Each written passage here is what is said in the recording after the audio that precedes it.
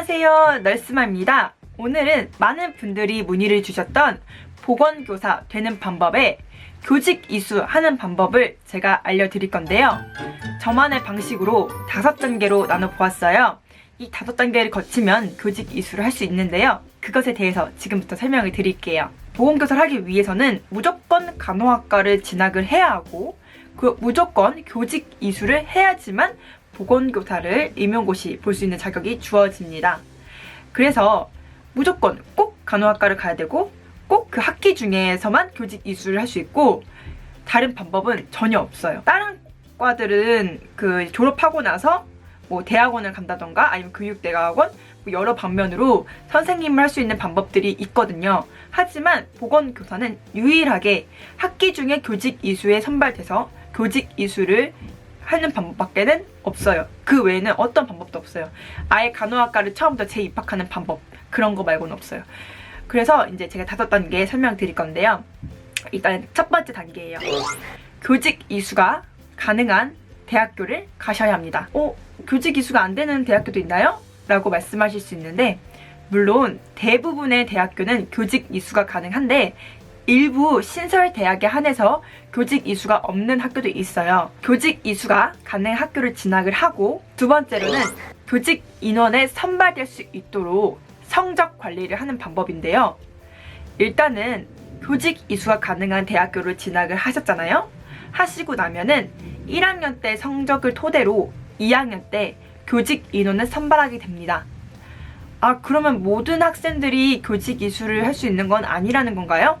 네, 모든 학생들이 교직 이수를 할 수 있는 건 아니고 제 학교는 상위 5% 안에 드는 학생만 교직 이수를 할 수 있었고 다른 학교 같은 경우도 보통은 상위 10% 이내에 드는 학생들만 교직 이수를 할 수 있습니다.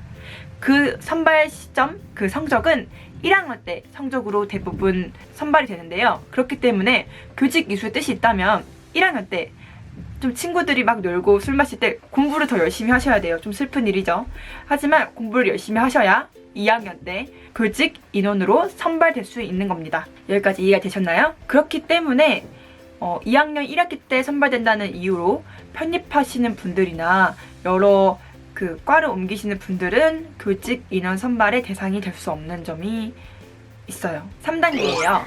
만약에 교직 선발 인원에 들어가지고 교직 이수를 할 수 있게 되었으면은 교육학 학점을 들으셔야 되는데요. 그 교육학 학점은 여러분들이 생각하시는 간호학과 완전 별개의 과목이에요.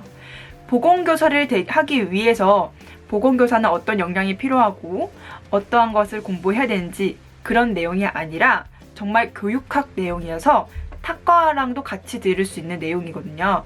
보통은 이 학생들을 어떻게 가르쳐야 되며 그 가르친 학생들을 어떻게 평가할 것이며 그 교육하는 방법들은 어떤 것들이 있고 어떤 것이 더 적절할지 어떤 학생들은 어떻게 가르쳐야 될지에 대한 정말 교육학이라는 과목이에요. 이거는 나중에 임용고시를 볼 때 전국 공통 과목이기 때문에 대부분의 학교가 다 똑같은 교육 과정을 밟게 됩니다. 그 내용은 교육 심리, 교육 철학, 교육 역사, 교육 방법, 교육 평가 등등등등등 여러 교육이란 붙은 이름 하에 여러 분야를 나뉘어요. 보건교사를 임용고시를 보려면 꼭 공부해야 되는 과목이고 그렇지만 그렇게 간호학이랑은 완전 별개의 과목이죠.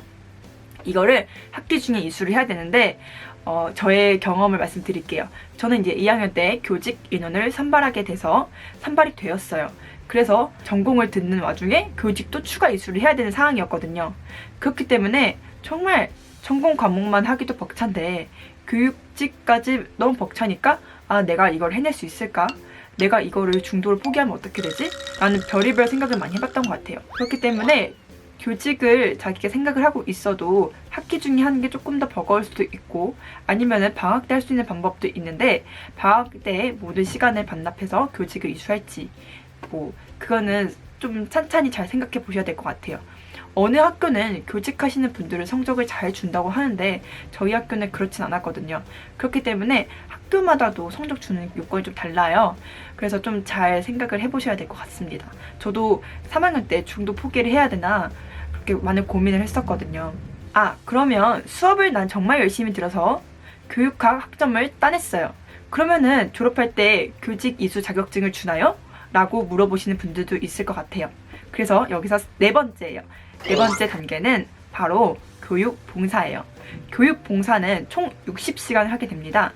그 문희상 같은 경우는 그 각 대학교마다 교육을 전담하는 그런 부서들이 있거든요. 거기에 가서 어떤 곳에 가서 교육봉사를 해야 되는지 들으시면 되고요. 자신이 알아보는 거예요. 저는 집 근처에 있는 초등학교로 문의에 나는 교육봉사가 필요하고 교육봉사를 하고 싶은데 할 수 있을까요? 해서 여기저기 연락을 했어요.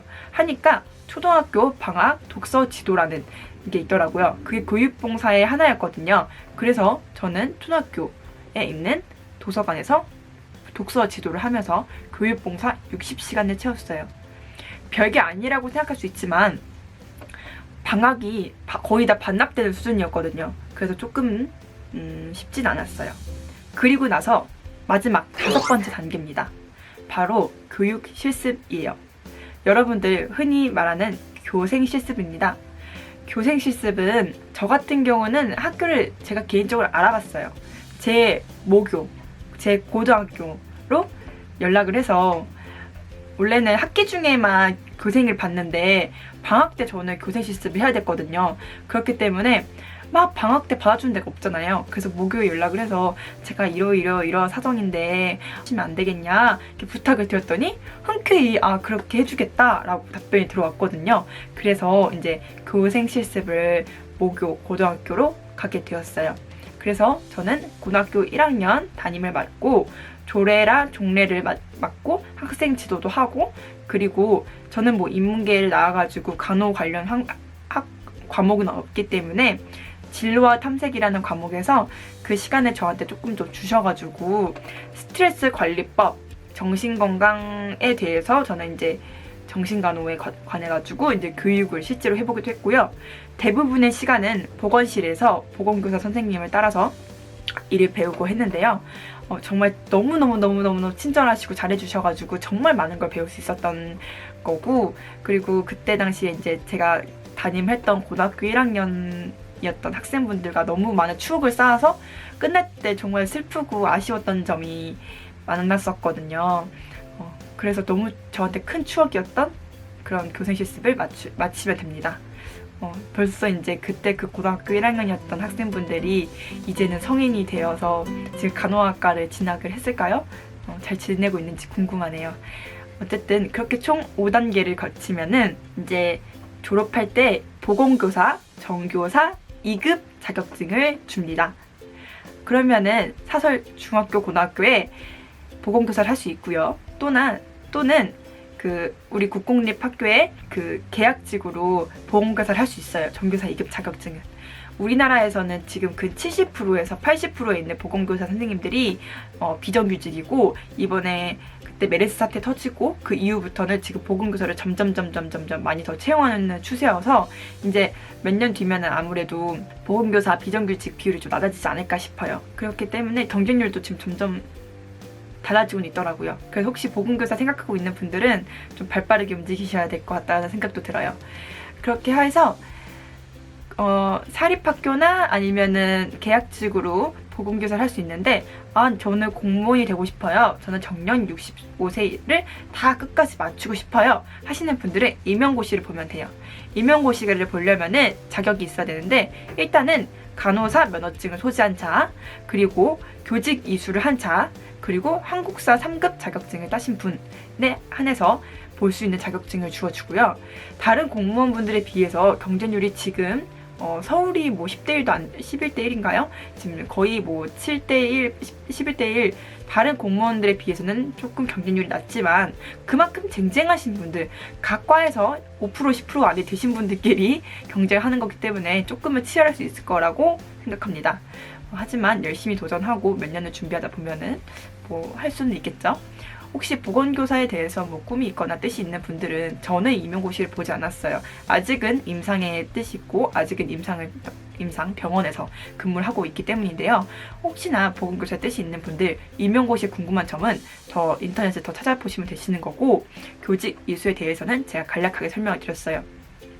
그럼 고등학생 신분이신 분에서 할 수 있는 거는 일단은 학업을 열심히 하시고 간호학과 진학을 하시고 그 간호학과 가서 1학년 때 성적 관리를 열심히 하시고 그 다음에 교직 인원 선발이 되시면 학점 관리 열심히 하시고 그리고 교육봉사, 교육 실습을 잘 다녀오시면 되겠습니다.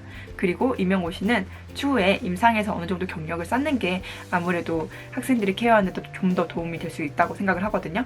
임상에서 뭐 1, 2년, 2, 3년은 좀 더 근무를 하시고 그 다음에 임용고시를 열심히 준비하셔서 그 다음에 보건교사를 하시는 방법도 있을 것 같아요. 근데 이런 말도 있어요. 국시 끝나자마자 보건교사를 준비해야 공부하는 흐름이 있어서 조금 더 빨리 붙을 수 있다. 이런 말도 돌긴 하더라고요. 여러 방면의 말들을 다 들으시고 결정을 자기 스스로 하시면 될 것 같습니다. 여기까지 보건교사 되는 방법이었어요. 안녕. 오늘 도움이 되셨는지는 모르겠어요.